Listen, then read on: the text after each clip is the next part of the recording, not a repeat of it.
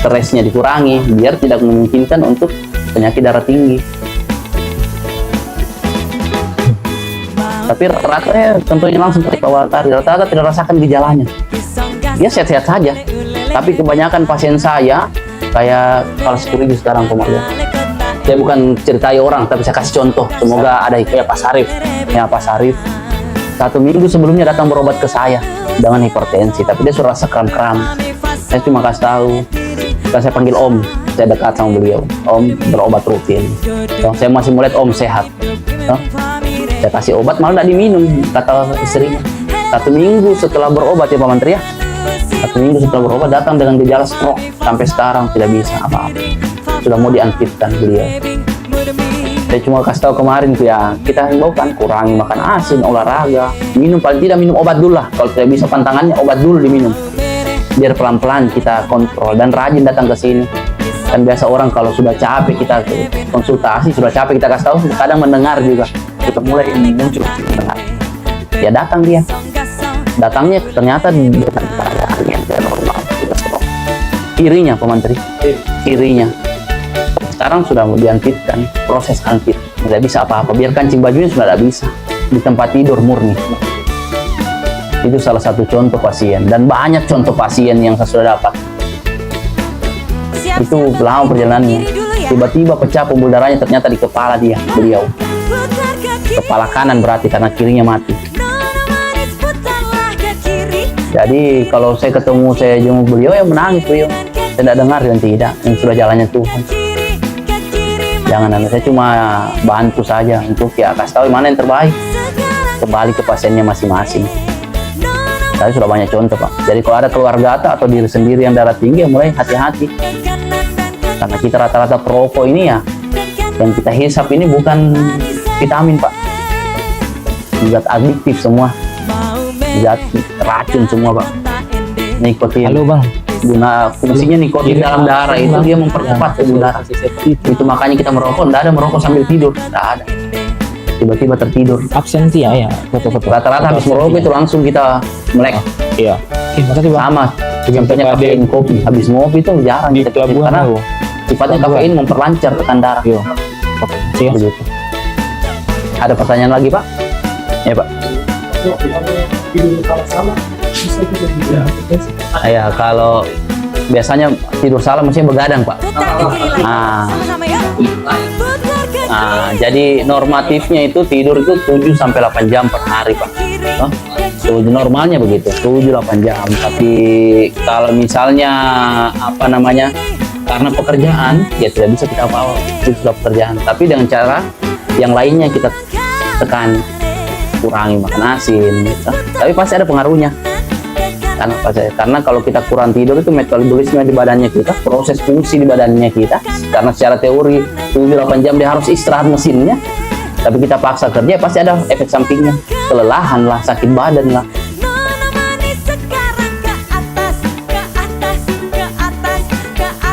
Ya istirahat juga Pak, nanti izin saya sama Pak Waltari bilang istirahat sedikit Pak.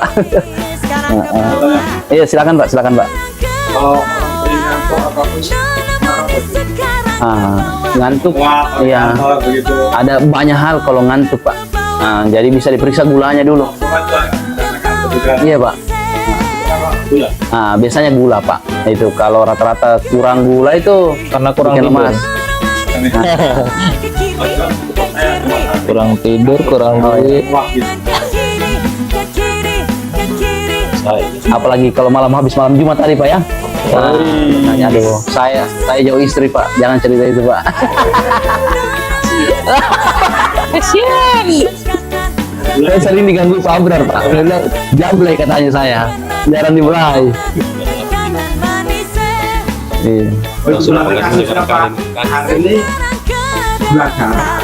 Harus dicek dulu Pak. Nah, jadi kalau kurang darah itu dicek HB-nya namanya Pak.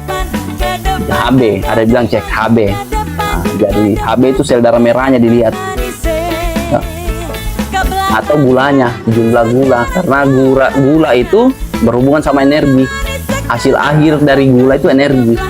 Jadi kalau kurang gulanya kita, kalau ya sama, kalau tinggi gula, kelebihan energi bikin ngantuk. Kalau kekurangan juga bikin ngantuk juga.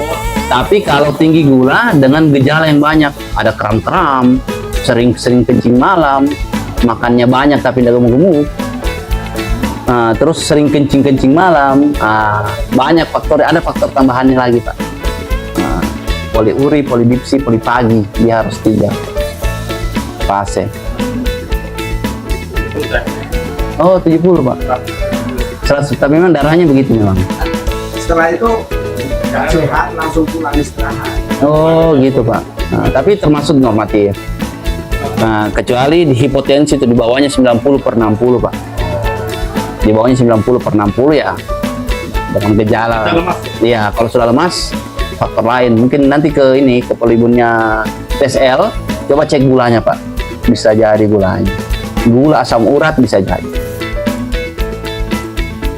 Pak, Marga, pertanyaan? Berat pertanyaannya nggak usah. Berat kayaknya harus Jadi- konsultasi khusus. Jadi kemarin Pak, saya sempat konsultasi sama Pak Mantri. Kami buka layanan telepon Pak. Kalau misalnya ada mau telepon 24 jam, silakan ke petugas kami. Nanti kami printkan nomor-nomornya. Siapapun ditelepon, silakan pilih. Saya sudah instruksikan ke anggota saya. Biar tim pelabuhan ini kita saling mengenal sama orang Polibun. Jadi mau telepon bidan kah, yang penting jangan curhat. Bidan sudah tua-tua semua.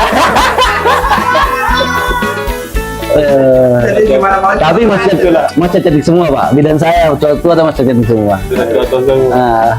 Sama bisa di atas masih muda-muda semua. Iya dulu masih muda ya kita dapat. Selesai semua. Sekarang anak 3 semua Pak. Sudah K3 semua. Paling setempat. Jadi kita saja Pak. Jadi cara TNC Pak, yang pertama itu cuci tangan dulu Pak. Kenapa cuci tangan? Ya kita untuk menjaga pertama kontaminasi dari si pemeriksa ke pasien. Yang kedua untuk menjaga kebersihan alatnya. Karena alatnya dibeli mahal, jangan sampai kotor dan cepat rusak, ya kita cuci tangan. Yang kedua, atur posisi orang yang mengukur dan yang diukur. Diusahakan posisi yang nyaman dan bersandar. Kenapa? Karena kita mendapatkan hasil ini yang bagus. Jangan sampai kita tensi dia tegang, tidak bagus posisinya, naik tensinya, padahal normalnya tidak naik.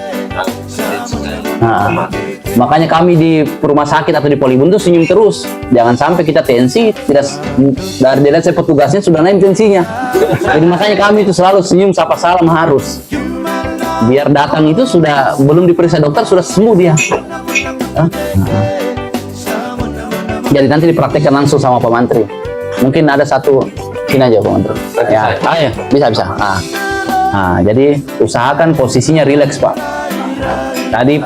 Tapi pertama si pemeriksa harus cuci tangan dulu, cuci tangan bersih-bersih untuk menjaga kebersihan alat.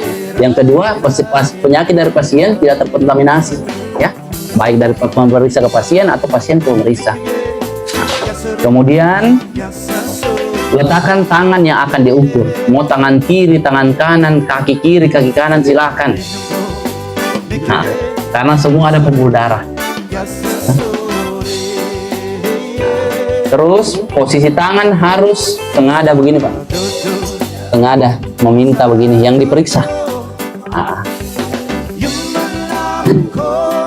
Terus mansetnya dipasang kemudian Pak. Cara pasangnya nanti ada kabelnya di bawah Pak. Kabelnya di bawah, ada tanda merah di bawahnya kabel, kita lihat. Itu posisi penandanya. Terus posisinya 3 jari di atas dari lipatan siku. Lipatan 3 jari atau 2 jari. Kalau besar-besar jarinya ya 2 jari saja. Kalau tangannya Pak Marga ini kayaknya 2 jari saja besar dia. 3 jari baru sudah kete ya. Jadi kalau besar-besar jarinya ya 2 jari saja Pak. 2 jari di atas dari pergelangan. Ya. Jadi dilihat saja jarinya. Kalau besar-besar jarinya merasa besar, 2 jari saja Pak. Tapi kalau kecil-kecil silakan 3 jari. Tapi secara teori 3 jari. Tidak ditahu ini mana jari kelingking mana. Jempol semua Pak. Jempol semua. 3 jari. Kemudian mansetnya dililit. Nah, setelah itu jangan lupa dipasang Pak ujungnya mansetnya itu ke alatnya. Nah, coba buka Pak Menteri. Yang alat sana, tidak yang di coba lepas. Ya.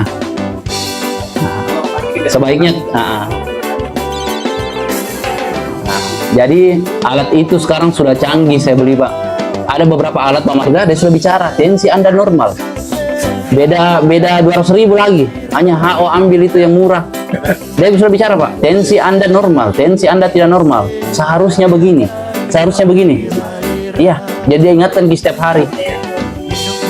Nah, jadi sudah canggih, nggak usah lagi pakai stetoskop, pakai sistem dulu. Yang tensi yang kita harus cari nadinya di mana. Nah, tapi kalau kami medis harus wajib yang itu karena lebih akurat. Nah, terus kenapa harus di situ disimpan? Pertanyaannya, kenapa harus ini? Karena pembuluh darah besar yang dekat jantung itu di sini, sudah dekat dengan jantung. Kenapa bukan di lengan? Karena jauh sama jantung. Karena bukan di paha, jauh sama jantung. Yang dekat dengan jantung di lengan, kiri atau kanan. Nah, jadi caranya kenapa dipompa biar di stopkan tadi tekanan. Mau di stop itu tekanan, mau didapatkan nanti setelah dilepas stopnya, di stop tekanan yang baru itu yang pertama masuk ke jantung itu namanya sistol 120. Tekanan yang keluar nanti diastol 80-nya begitu. Nah, setelah itu telah ditensi. Coba Menteri 3 jari ya. Nah, jadi dikasih jangan terlalu kencang Pak ya, jangan terlalu kencang karena jadi seanunya saja Pak. Nah, terus ya kasih rileks saja terus. Nah, sebelum dimulai tensi dikasih tahu pasiennya jangan bicara, jangan goyang karena akan mengganggu. Jadi biasanya kalau Om Marga itu sambil merokok larang dulu. Jangan sampai nilai di tinggi tensinya, wah kenapa tuh biasanya saya tidak tinggi tensiku, aduh jadi masalah lagi. Jadi sebaiknya rileks ya, jangan goyang, jangan bicara. Terus tangannya jangan digantung pada saat pemeriksaan, usahakan simpan di pahanya pemeriksa kah atau pahanya sendiri ya, tangannya ya biar rileks ya. Ini klasik sini. Iya Pak. Nah, jadi setelah dikasih rileks pasiennya Pak tenang, jangan bicara, jangan banyak goyang, dikasih tahu begitu. Setelah itu ditekan tombolnya ya, teh aja Pak, teh aja. Setelah itu ditekan tombolnya.